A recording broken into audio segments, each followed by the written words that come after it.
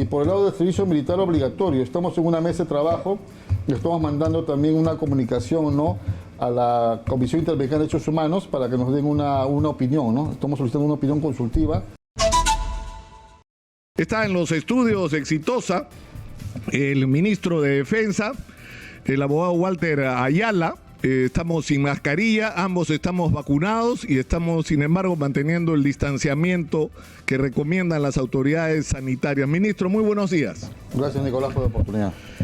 Quisiera que comencemos, ministro, por todas las críticas que se han hecho a su nombramiento. Y el primero de ellos tiene que ver con las condiciones en que usted salió de la policía. ¿Qué pasó? ¿Cómo es esa historia? Claro. Si es que usted nos la podría contar. Claro, Nicolás, mira, eso fue el año 90, cuando no existía una sólida democracia en el Perú.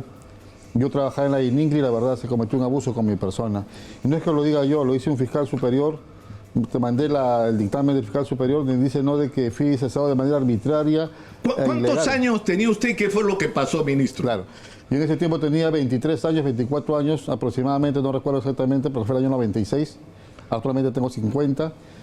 Recuerdo de que yo regresaba de almorzar y en eso una persona me preguntó por un colega mío que trabajaba en la ININCRI, ¿no?, en el sótano.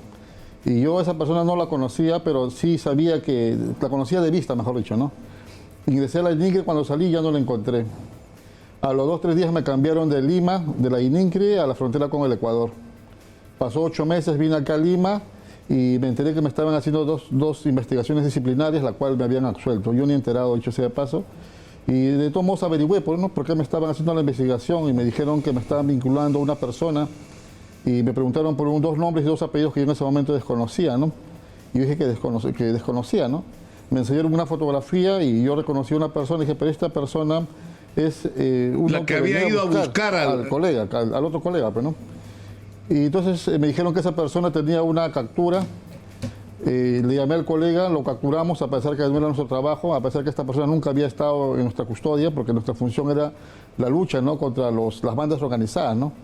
Y a pesar que le pusimos a disposición, me dijeron que como yo había dicho que no lo conocía y ahora decía que lo conocía de vista, como que ya había faltado a la verdad, ¿no?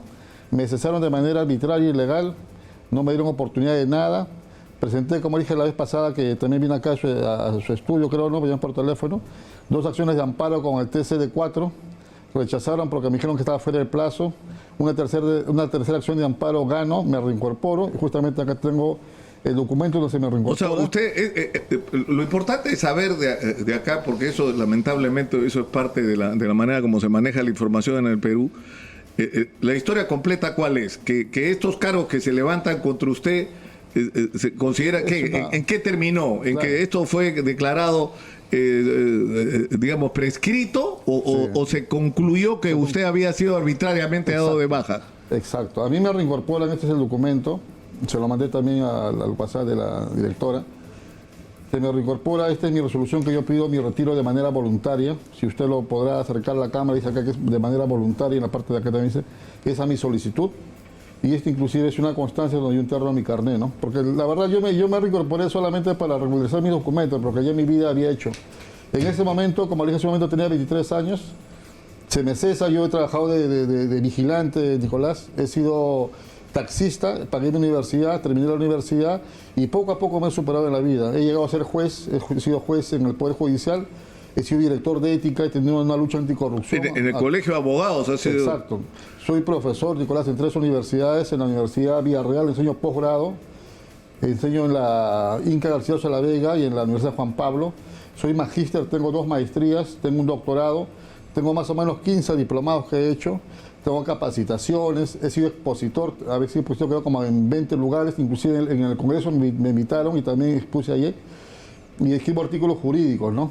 Toda mi vida le he dedicado, ¿no?, al estudio. Desde que salí de la universidad siempre he estado estudiando.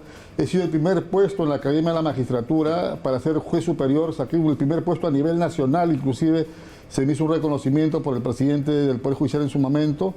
Fui el único postulante que ingresó a la Academia de la Magistratura en el 2019 para ser juez supremo en el curso de la MAC, ¿no?, en el PROFA.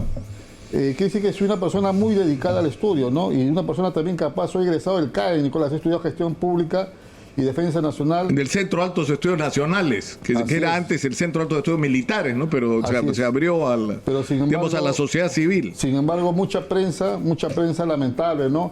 Dice una verdad a medias, que es peor que una mentira. Dice, lo votaron, cuando deberían decir, el señor cuando era muchacho se le cesó de manera abusiva, lo reincorporaron y mire, ahora es abogado. No dicen eso, dicen simplemente no, que fue su oficial, lo votaron, ¿cómo es posible? Claro, porque lo que dicen es como un suboficial de la policía dado de baja puede ser ministro de defensa. Claro. Es una ofensa, he escuchado decir por ahí algún general. Es la verdad triste, es triste, yo me siento orgulloso de haber pertenecido a la policía, me siento orgulloso de haber sido de la plana menor y poco a poco me he superado, Nicolás, escalón por escalón, escalón por escalón. Como te dije hace un momento, yo he sido taxista, he trabajado de vigilante para superarme en la vida, ¿no? Y eso a mí me pone orgulloso, ¿no? Porque me he superado y estoy demostrando que sí, un suboficial de la plana menor hasta un soldado, porque yo también presenté a servir a mi patria en algún momento en el ejército, superando se puede llegar lejos. No, simplemente hay que ser capaz y hay que tener la preparación suficiente. Yo me siento capaz. Ahora, la discusión es esta, porque se han introducido dos temas más, ¿no es cierto?, con los nombramientos. El primero es la intervención del señor Vladimir Cerrón, que se ha convertido en una especie de tema recurrente. Espero que podamos entrevistar al señor Cerrón esta semana aquí en Exitosa. Y en segundo lugar, si, digamos, más allá de las calificaciones que pueda tener personalmente, si es la persona indicada para hacerse cargo del Ministerio de Defensa, que supone un nivel de conocimiento sobre el tema del manejo de instituciones tan importantes como las Fuerzas Armadas. Como le digo, Nicolás, yo estudié 2 años la maestría de gestión pública con Defensa Nacional en el CAEN, ¿no? Yo he trabajado cerca de 20 años para el Estado, he sido juez, Nicolás. He sido también director en el Colegio de Abogados de Lima y he demostrado una conducta idónea. Usted mismo me ha entrevistado muchas veces acá y siempre he estado por la lucha contra la corrupción y por la democracia, ¿no? No se me puede decir que soy improvisado porque tengo experiencia, he sido juez. O sea, eso no cuenta. No cuenta que yo tengo 2 maestrías, no cuenta que yo tengo un doctorado, no cuenta que yo tengo 15 diplomados, no cuenta que yo me he preparado toda la vida. Eso no cuenta. Solamente cuenta que cuando fui muchacho, por una injusticia me cesaron y no dicen que me reincorporé, no dicen todo lo que yo he hecho para llegar ¿Y quién lo convocó a usted, Walter? Yo le soy honesto, se lo voy a contar, yo enseño maestría, ¿no? O está enseñando de manera presencial maestría en la Universidad Federico Villarreal. Yo enseño Derecho Constitucional, yo soy constitucionalista. Y un alumno mío de ahí, de la maestría, es que me llama de parte del presidente Pedro Castillo. De Pedro Castillo. Y es que a mí me convoca el día, creo, 15 de mayo. Yo recién me estaba recuperando del COVID, porque a mí me dio el COVID, ya estaba recuperado, y yo asistí, ¿no? Y hablé con el profesor, ahora el presidente Pedro Castillo, y le pregunté, ¿no? Porque yo la verdad pensaba votar en nulo, no pensaba votar ni por Keiko ni por Pedro Castillo, porque había mucha información donde decían que querían convertir a Perú en Venezuela, ¿no? Y cuando tuve la oportunidad le pregunté, ¿no? Le dije, profesor, pero he escuchado, y él me dijo, no, que la prensa está diciendo cosas que no son, ¿no? Y me dijo, no, que él iba a ser pro democracia, que dentro de sus planes no estaba, ¿no?, convertir a Perú en Venezuela, que no tenía nada que ver con el terrorismo, que todo eran imputaciones no falsas, hechas por prensa, la verdad, porque no toda la prensa, pero ha habido prensa que han actuado como si fuesen promotores políticos, ¿no?, de un partido político, ¿no? Eso usted hace un momento también lo estaba mencionando, ¿no? Acá estamos en el Perú, acá lo que se debe hacer es informar lo que es, porque los ciudadanos, los peruanos necesitamos la información idónea, una información veraz, no una información dirigida a favorecer un candidato y perjudicar a otro candidato, ¿no? Eso está mal. Ahora, el problema o sea, yo creo que es, ministro, absolutamente legítimo que uno exija que los funcionarios, porque es una de las tragedias nacionales, ¿no es cierto?, la ineficiencia, la corrupción en el aparato del Estado, la utilización del aparato del Estado como agencia de empleos de quien ganó las elecciones, y que eso es una maldición porque ha impedido hacer un uso adecuado de los recursos que tenemos para resolver los grandes problemas de los peruanos. Ahora, lamentablemente, el enfrascarnos en esta discusión nos ha llevado en gran medida a dejar de lado lo que deberían ser los temas de fondo, es decir, lo que deberíamos estar discutiendo hoy, ¿no? O sea, hay que mantener, y yo soy un convencido de eso, la vigilancia sobre la calidad y los procedimientos para los nombramientos públicos, pero simultáneamente hay que entrarle a la discusión de lo que nos interesa. Entonces hay un primer problema del que se ha hablado, el que ha hablado el propio presidente con respecto a qué hacer con los llamados ninis, antes de la pandemia 1,5 millones de jóvenes, hombres y mujeres, que tienen la denominación de ninis porque ni estudian ni trabajan, no tienen ninguna perspectiva de vida y son lamentablemente a partir de eso carne pues para la delincuencia, ¿no? Y para digamos las conductas violatorias de la ley o para la búsqueda de resolverse la vida por los caminos que no son precisamente los adecuados. Y ahí se ha introducido lo del servicio militar. ¿Cuál es la idea que ustedes tienen sobre el servicio militar? Claro, el servicio militar, digamos, se va a tener en dos aristas, el voluntario y el obligatorio. Eso es lo que dijo el último el presidente, ¿no? Yo dentro del voluntario lo que estoy haciendo es repotenciar los beneficios para un servicio voluntario ordinario, donde los jóvenes al servir a su patria también tengan una retribución, ¿no? Por ejemplo, una preparación. Hay un instituto tecnológico de las Fuerzas Armadas donde cada licenciado que egresa a las Fuerzas Armadas tiene derecho a ingresar, ¿no? De manera, digamos, gratuita, ¿no? A estudiar una carrera técnica. Aparte de las propinas, aparte tienen un puntaje, ¿no? Del 10%, por ejemplo, ¿no? Sobre el total, ¿no? Un porcentaje adicional a comparación de un postulante que no ha servido a su patria, ¿no? O sea, tiene ciertos beneficios. Pero aparte de eso, lo que yo estoy incorporando es el servicio militar académico.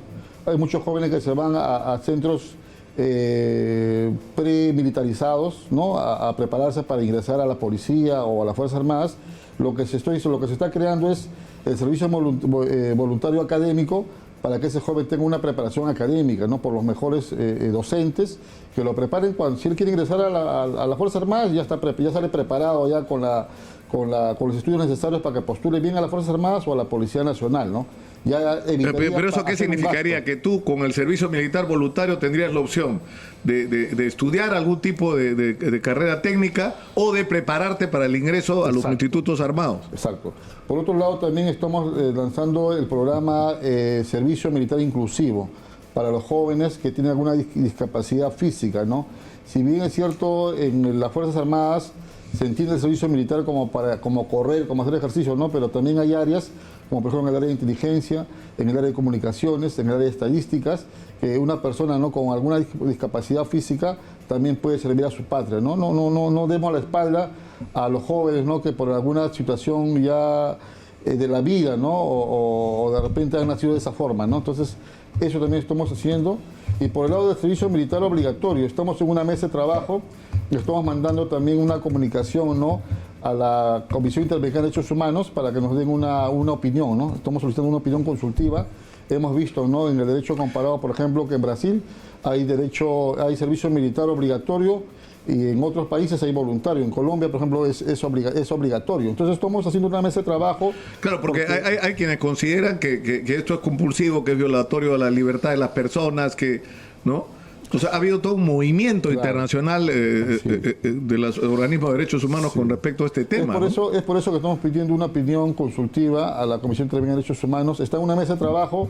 Por ahora todavía no lo vamos a implementar el servicio militar obligatorio hasta que haya, digamos, ¿no? una consolidación, ¿no? De que no se va, digamos, a afectar ningún derecho. Claro, pero lo razonable en una circunstancia como esta, y sobre todo viendo cómo ha funcionado de bien el servicio voluntario, es decir, hay muchísimos jóvenes que han encontrado una alternativa para ordenar sus vidas, para tener un lugar seguro donde dormir, donde comer y donde aprender además algo, aparte de disciplinarse. O sea, si eso está funcionando, lo que habría que hacer es meterle recursos. Acá se ha reclamado y lo han hecho diferentes voces, que por ejemplo se suban las propinas, ¿no? Para que los recursos también, que tengan... O sea, dentro de los incentivos también hemos tocado el tema de las propinas, ¿no? Ya que un joven está ganando entre 256 soles y 300 soles, ¿no? Lo cual es bajo, la verdad. También está en la mesa de trabajo, estamos coordinando con el ministro de Economía para también subir un poco las propinas para que sea más atractivo, ¿no? Aparte de los beneficios que le estamos indicando, ¿no? Como dije, el servicio militar académico, el inclusivo y el ordinario, que también, ¿no? El joven cuando acaba el servicio puede ingresar a un instituto gratuito, ¿no? Puede salir con una carrera técnica ya gratuita, ¿no? Y también el porcentaje a favor, ¿no? En los concursos de las Fuerzas Armadas o Policía Nacional, un porcentaje del 10% se le está dando, ¿no? Aparte que pagan la mitad también de inscripción y la mitad también, ¿no?, de lo que cuando un joven ingresa a la escuela oficiales tiene que pagar, como se llama, una garantía, ¿no? 50% también se le está exonerando, ¿no? O sea, hay varios beneficios, Nicolás, para que esto sea más atractivo. Ahora, ministro, usted quería agregar, antes de entrar a los otros temas, algo más sobre los cuestionamientos de su nombramiento. Claro, Nicolás, mira, es un abogado que ya tengo más de 17, 18 años de abogado colegiado, ¿no? Aparte estudié 6 años en la universidad, ¿no? ¿Qué hubiese pasado si yo nunca hubiese ingresado a la policía, que trabajé 4 años? No hubieran dicho nada. O sea, el problema es porque yo he sido subalterno, trabajé poco tiempo, pero el problema es ese. O sea, acá yo veo una discriminación.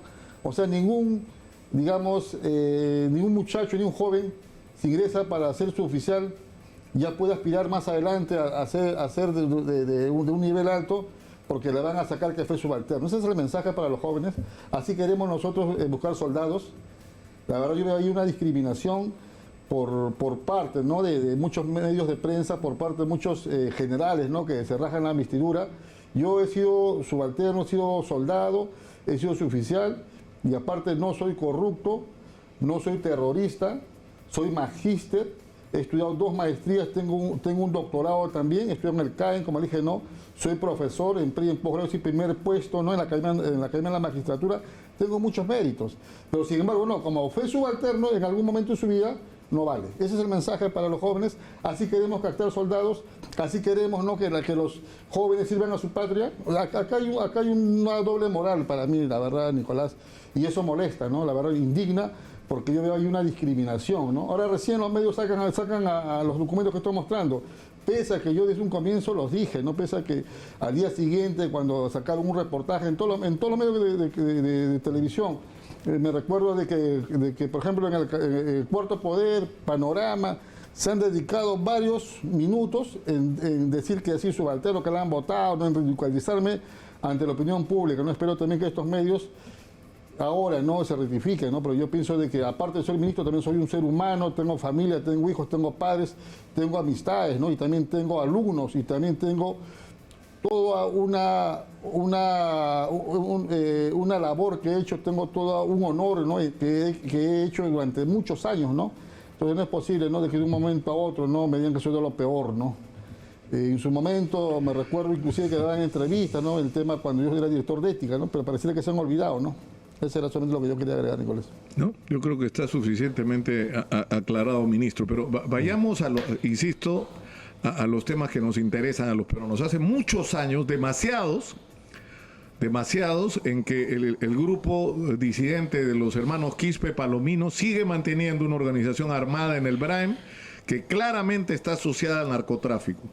El general William Barrantes dijo acá, él es una persona que ha combatido al terrorismo y al narcotráfico y conoce la zona del Braem, ha advertido sobre un peligro muy grave a raíz del asesinato masivo que ha habido en el Braem de 17 personas. Lo que él dice es que el gran riesgo que se corre en el Perú es que se produzca una fusión entre delincuentes altamente violentos y sanguinarios provenientes de Venezuela y la organización de los Quispe Palomino para crear en el Perú lo que podría ser el primer cartel peruano de la droga.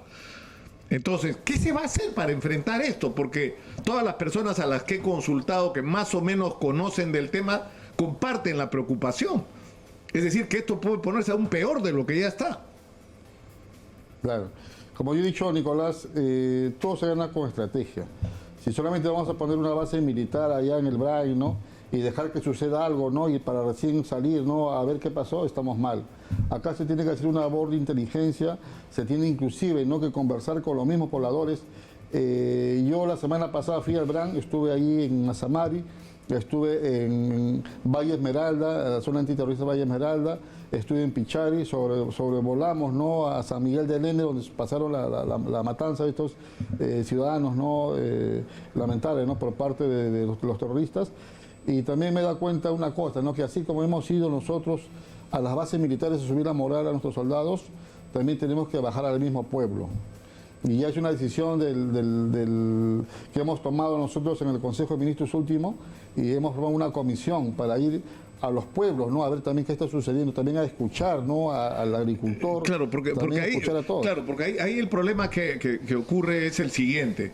O sea, nosotros hablamos de los campesinos cocaleros, que son cocaleros porque no tienen la posibilidad de acceder a productos alternativos que puedan ser, digamos, convenientemente comercializados, entre otras cosas por problemas de los medios de comunicación. Es decir, un día conversamos con un dirigente y haciendo números llegamos a la conclusión que es más rápido llegar de Moscú a Lima que de algunos lugares del Braem a Lima.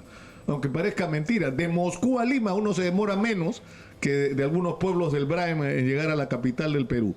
Pero el problema es que se ha puesto el acento a esto, pero hay algo que no tiene explicación. O sea, se calcula que en el Braem se producen por encima de 400 toneladas de clorhidrato de cocaína al año.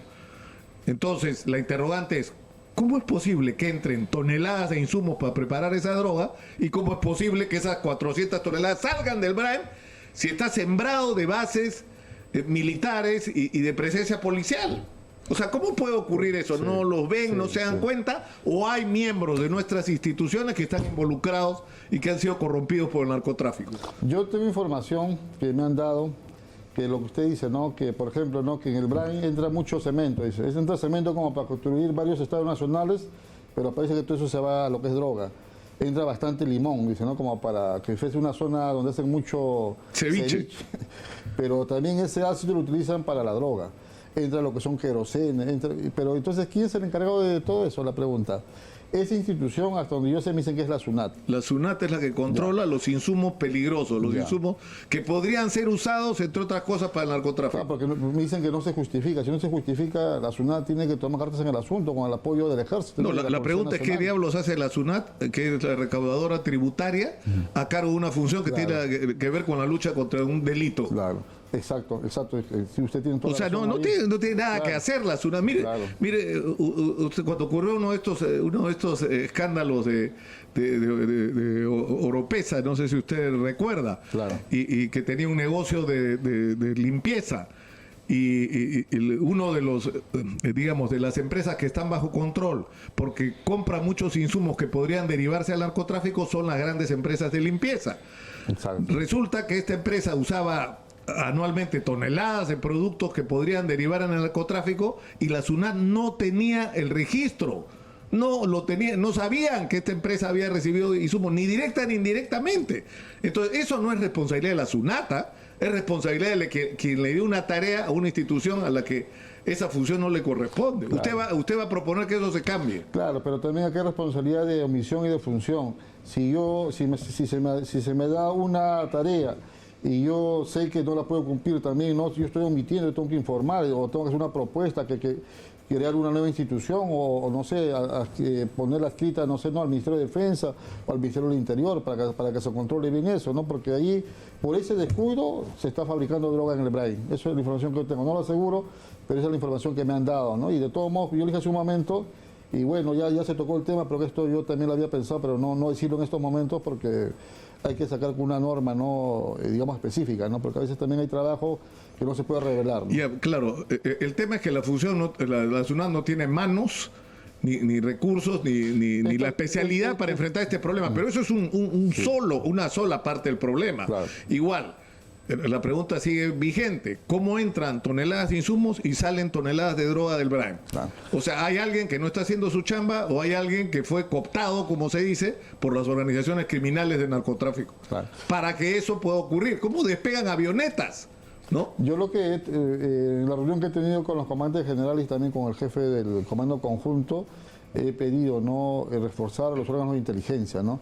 Porque esto que en ese momento es una función de inteligencia, lo que usted dice es verdad, ¿no? Pero para eso no tiene que haber una fiscalización, para eso tiene que haber también informes de inteligencia, ¿no?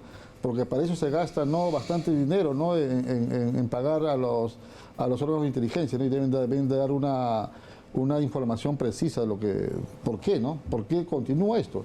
Yo le digo una cosa, Nicolás, yo recién tengo 15 días en el puesto.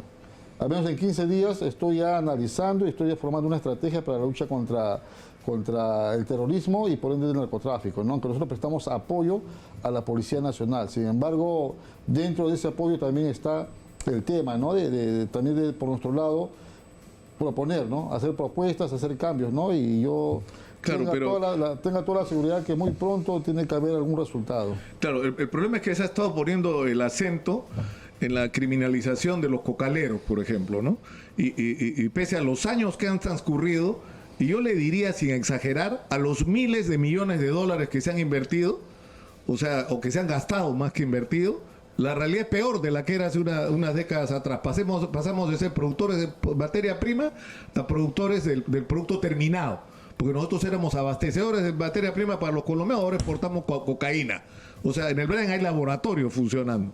Entonces, la interrogante es, ¿cómo manejar el tema con los cocaleros? Porque no hay carreteras, no hay postas médicas, no hay colegios, no hay ayuda técnica, no hay acceso al crédito para que opten por productos alternativos, pero no solamente que se cambien al café, al cacao o a otros múltiples productos, ¿no? que ahora se están poniendo de moda en el mundo, ¿no? Que tienen que ver con la alimentación saludable. Claro. Pero si no tienen carretera, no tienen recursos, ¿cómo va a ser real eso? Justamente, Nicolás, acá el tema no solamente es un tema militar o policial, acá es un tema, digamos, sectorial, ¿no? Es justamente, hace un momento le he dicho que hemos creado una mesa de trabajo, somos seis ministros, que vamos a ir, entiendo, la próxima semana al Brain a ver, ¿no?, un tema social, ¿no? Porque, como usted lo dice, hay que llevar, digamos, ¿no?, los servicios públicos, ¿no? Hay que, digamos, el Estado tiene que hacer presencia política, no solamente militar, ¿no?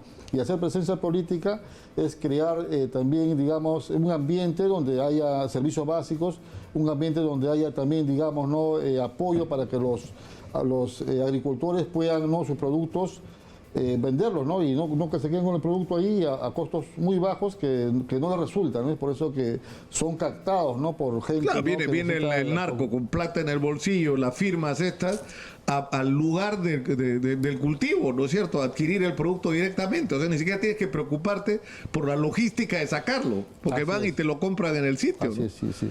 Esto, la verdad, es un problema, como dije hace un momento, sectorial. Es un problema que el Estado tiene que hacer presencia. Por eso hay que crear políticas públicas para llenar esos vacíos y que los pobladores pues no se vean tentados, ¿no?, por el narcotráfico, como usted dice, ¿no?, en que ellos mismos vienen a recoger la mercadería y ahí mismo lo pagan, ¿no? Prácticamente el agricultor se ve en dos fronteras.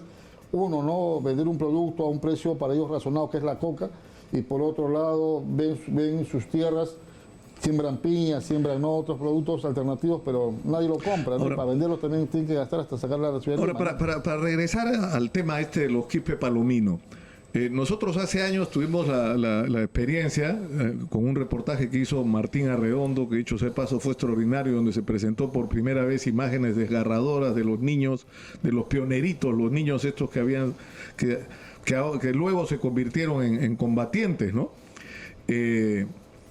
La pregunta era, ¿cómo era posible que un grupo de periodistas llegáramos hasta donde llegamos y hicimos lo que hicimos y no llegara las fuerzas del orden? Y en esos días yo tuve la oportunidad de conocer un buen trabajo que se estaba haciendo. Es decir, hay gente que ha hecho su chamba ahí. O sea, ustedes van a recuperar, van a retomar la experiencia de gente que trabajó en el BRAM, que conoce el BRAM, que sabe quién es quién en el BRAM, por un lado. Y por el otro lado, la historia de los Brahma, de la que se habla muy poco, dentro de los cuales está uno de los hijos de Quispe Palomino, o ha estado uno de los hijos de Quispe Palomino, que son los Brahma. De estos niños que se convirtieron en combatientes y que se enfrentaron a Sendero y se salieron de Sendero, están colaborando con las fuerzas del orden hoy. O sea, la reivindicación, el buen trato a esta gente, ¿no? Y promover esto como una alternativa, que estos chicos reciban el mensaje, que si vienen para este lado, van a recibir un buen trato, van a ser tratados en primer lugar como seres humanos, ¿no? Que es el trato que no reciben cuando están bajo el bando de la gente de los Quispe Palomino, que por lo que dicen son prepotentes, abusivos, además de cualquier otra consideración, ¿no? Claro, lo que usted dice es cierto, ¿no? Cuando llega el ejército, ellos ya saben, o sea, los terroristas, los narcotraficantes ya saben que están en el ejército y cierran el camino, ¿no? Entonces lo que se tiene que hacer es una labor de inteligencia, o sea, poner gente de inteligencia en los mercaditos, en el lugar, en el pueblito, para que de un momento a otro informen y se les caiga encima, ¿no? Esa es la labor de inteligencia. No se está haciendo, la verdad, creo que ha habido ahí mucha mucha confianza, por no decir desidia, ¿no? Por parte de algunos órganos de inteligencia, porque son ya muchos años, ¿no? Yo el día jueves que fui la semana pasada que fui al Brain, se cumplía justamente 8 años, ¿no? De la captura de Alipio y Gabriel, ¿no? En la operación Camaleón. Justamente por eso fui a subir la moral, a hablar con los soldados, pero como digo hace un momento, no solamente ese es un primer paso, el segundo paso va a ir a hablar con la misma población, tercer paso reforzar los órganos de inteligencia, hasta lograr el cuarto paso y hacer presencia política, ¿no? En los lugares para que los agricultores tengan, ¿no? La oportunidad de vender sus productos y no sean captados por el narcotráfico, y hasta lograr la captura. Estamos tras los pasos del camarada José, ¿no? Ahora, este tema del crimen horrendo que hubo, donde hay un ingrediente que resulta altamente preocupante, ¿no? Y que no se le está dando la importancia, porque se politizó mucho el incidente, ¿no? Porque fue en medio de la campaña electoral. Dicho sea de paso, hasta ahora no se ha explicado cómo alguna gente cercana a Keiko Fujimori tuvo tanta información antes que las propias autoridades sobre lo que había pasado ahí. Pero en fin, lo cierto es que en ese crimen, según el testimonio de los testigos y de una de las sobrevivientes, había venezolanos. Entonces, eso es una preocupación seria, porque si la gente del Tren de Aragua, que es una organización criminal peligrosísima y muy violenta de Venezuela, ha empezado a actuar y actúa en relación con los Quispe Palomino y los narcotraficantes en el Braem, tenemos un problema grande al frente. O sea, ¿cómo se va a manejar este asunto? Claro, como dije hace un momento, acá lo que debe primar es la inteligencia y que las Fuerzas Armadas y la Policía Nacional no solamente estén en los cuarteles, sino también tienen que salir, ¿no? A las calles, ¿no? Pero para eso también tiene que haber información de inteligencia, porque tampoco no pueden salir por salir, ¿no? Tienen que salir ya con una información y también reforzar los órganos de inteligencia y, como en ese momento, también llevar ahí la presencia, ¿no? Política en esos lugares, ¿no?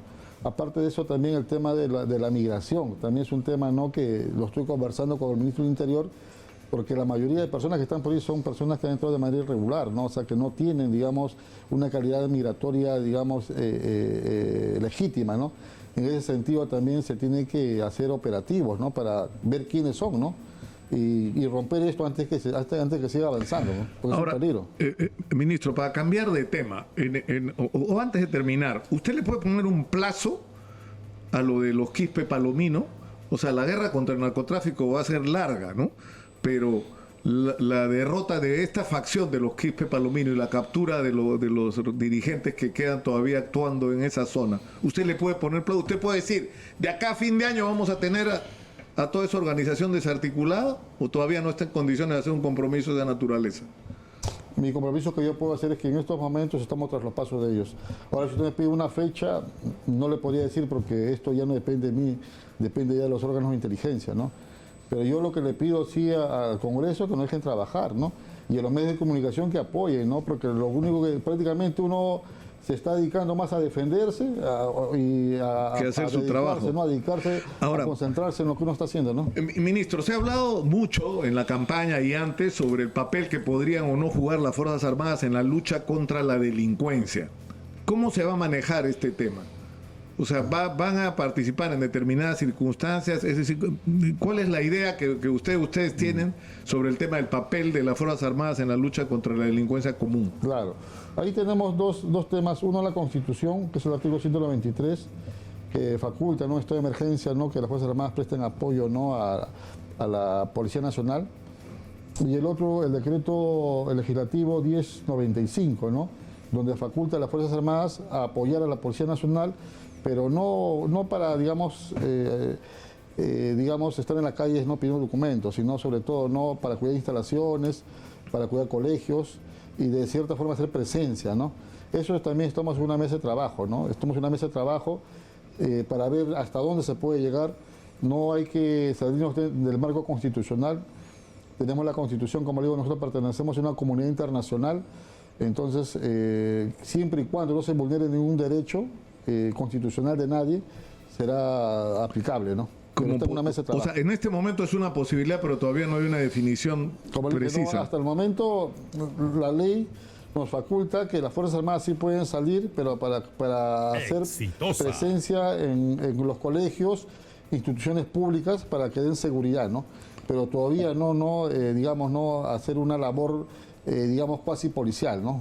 Todavía no nos faculta eso, pero vamos a hacer una mesa de trabajo y vamos a ver hasta dónde es viable. Ahora, ¿no? y no se ha contemplado, me consultan acá desde la producción, la posibilidad de hacer proyectos pilotos, por ejemplo, es decir, tomar algún distrito, ya sea de Lima, como zonas de San Juan del Lurigancho o en Trujillo, donde el asunto de la delincuencia es crítico, como lo es en prácticamente todo el país, ¿no? Pero hay lugares que son como emblemáticos. ¿No es posible hacer proyectos pilotos para ver cómo funcionaría esto? Es decir, cómo puedes entrar y tomar físicamente un territorio, establecer incluso en algunas zonas toque de queda, es decir, para restablecer el orden. Se estaba haciendo en el Callao anteriormente. Sí, se hizo anteriormente en el Callao. Se declaró estado de emergencia y el ejército también estaba ahí apoyando, ¿no? Yo pienso que lo que usted dice sí es viable, ¿no? Sin digamos, poner en estado de emergencia un distrito, yo pienso que sí es viable hacer pilotos, porque son justamente pruebas que nos van a servir después de manera macro, ¿no? A todo el país, ¿no? Pero como dijo, ahorita tengo una mesa de trabajo. Yo pienso que de acá a 15 días ya debemos de tomar una decisión ya realmente ya sólida, ¿no? Para que se ejecute, ¿no? Pero algo se tiene que hacer, Nicolás, porque la delincuencia no nos puede ganar, pues. Los peruanos somos más, tenemos bastante logística para luchar contra la delincuencia, ¿no? Pero la cosa es gestión. Y dentro de la gestión ya el ministro de Justicia, Aníbal Torres, ya lo propuso, ¿no? Y a su proposición de él estamos trabajando en esa mesa. Ahora, ¿cómo van a hacer? Porque es cierto que hay un nivel de desconfianza entre miembros de las Fuerzas Armadas y el gobierno en general de Pedro Castillo, ¿no? Porque con toda esta campaña de que, es decir, esto se va a llenar de venezolanos, de cubanos, que va a haber infiltración, que quieren hacer uso de las rondas para crear una especie de ejército civil, ¿no es cierto? Ejército controlado por Perú Libre o paralelo, o que hay vinculaciones con el terrorismo, con el Movadef. ¿Cómo van a construir yo pienso que un clima de confianza entre el gobierno y las Fuerzas Armadas? Yo pienso que en primer lugar lo que se tiene que tener en claro que la campaña ya concluyó. El presidente es el profesor Pedro Castillo. En ese sentido, lo que tenemos que hacer todos en general simplemente es informar correctamente, ¿no? Como usted dijo al comenzar el programa, se dijo que el presidente estaba vinculado a Movadef, lo cual ha sido falso. Eso ya se demostró, está más claro, ¿no? En este caso, lo que se tiene que hacer es que los medios de comunicación digan la verdad para que se cree un clima, digamos, ¿no? de confianza. Pero ¿cómo es su relación? Usted ahora como ministro, que tiene ya 2 semanas, ya ha estado en contacto con los altos mandos de las Fuerzas Armadas, con los generales, almirantes, altos oficiales de la Fuerza Aérea. ¿Cómo es su relación con ellos ahora? Sí, estamos en comunicación continua. Hoy en la mañana, por ejemplo, hablé con el jefe de la Marina, el comandante general de la Marina, ¿no? El almirante Alcalá, con él estoy en comunicación. Ayer estoy en comunicación con el jefe del comando conjunto, y con todos ellos paramos en comunicación fluida, porque acá lo que se trata es trabajar unidos por el bien del país. Ahora, ¿y cómo van a resolver, ministro, este tema de los cuestionamientos para el voto de confianza? Hay bancadas que están prácticamente poniendo como condición que salgan algunos ministros, desde Guido Bellido hasta el caso de Héctor Béjar, ¿no? Donde el principal cuestionamiento es que participó en la guerrilla del MIR en los años 60, ¿no? Yo le digo una cosa, el Congreso lo que tiene que hacer es dejarnos trabajar. El Congreso debe trabajar, al menos no un plazo razonable, son 4 meses, para que vea qué trabajo estamos haciendo. Si en ese periodo se observa que algún ministro no rinde, simplemente el presidente tiene que quitarle la confianza y seguir para adelante, ¿no? Pero no se puede estar, pues, no tratando de cuestionar a un ministro cuando ni siquiera lo han dejado trabajar. De mí, ¿qué se dijo Nicolás? Que la han votado, que me han hecho famoso, pero de manera negativa. Ahora estoy demostrando que han sido injustos conmigo. Han sido injustos conmigo porque han dicho algo que no es. No han explicado cómo fue la situación. O sea, han dicho que me votaron en la policía, pero no han dicho pues, no, de que soy abogado, que soy magíster, que soy profesor en posgrado, que soy número 1 en la carrera. Pero todo lo que ya nos dijo. Sí. Tercera vez que yo lo entiendo, ¿no? Sí, pero, que se ve usted la necesidad. No han dicho eso. ¿No? Mira. Entonces ahí se ve un grado de injusticia que se ha cometido conmigo. ¿Y por qué no piensa que también está cometiendo una injusticia con los demás? Me preguntan desde las redes, Carlos Guillermo Rodríguez Mendívil dice, ¿por qué no le pregunta si su cargo fue la paga por evitar que el anterior Congreso elija al Tribunal Constitucional? No, yo le digo una cosa, Nicolás, yo soy profesor de Derecho Constitucional Y usted sabrá de que en el tiempo cuando yo lo suspendí la colegiatura al entonces fiscal de la Nación Pedro Chávarri, a mí se me propuso apoyarme para ser miembro del Tribunal Constitucional. Inclusive se mandó una carta en ese entonces presidente del Congreso, que era el señor, no me recuerdo su nombre del señor, ya bueno, se mandó Salaverry. Salaverry. Y proponiendo a mí como miembro del TC. De ahí se me dijo que no chocara con Fuerza Popular y no, yo hice mi trabajo. Yo no tengo por qué hacer algo y pues de ahí no esperar un beneficio, ¿no? Yo lo demostré en su momento. Yo en ese momento actué solo porque yo vi, así como yo puse una demanda una vez, una acción de amparo contra los paneles de punto visual, porque vi de que estaban mal informando y ahí yo observé que había, ¿no? digamos, ¿no? una desproporción en el tema, ¿no? de información mediática. Así también, ¿no? yo observé que en el tema del Tribunal Constitucional no se estaba cumpliendo el reglamento, se estaba haciendo, ¿no? de manera acelerada y me recuerdo que meses antes el mismo Congreso había dicho que se iba a desactivar esta comisión y dijeron que iba a ser el nuevo Congreso quien los elija. O sea, ellos mismos estaban yendo contra ellos mismos, ¿no? Entonces yo como constitucionalista presenté mi acción de amparo, sin dar cuenta a nadie. De ahí me llamó el profesor Pedro Castillo y me propuso ser ministro de Defensa. Yo acepté porque me siento que soy capaz.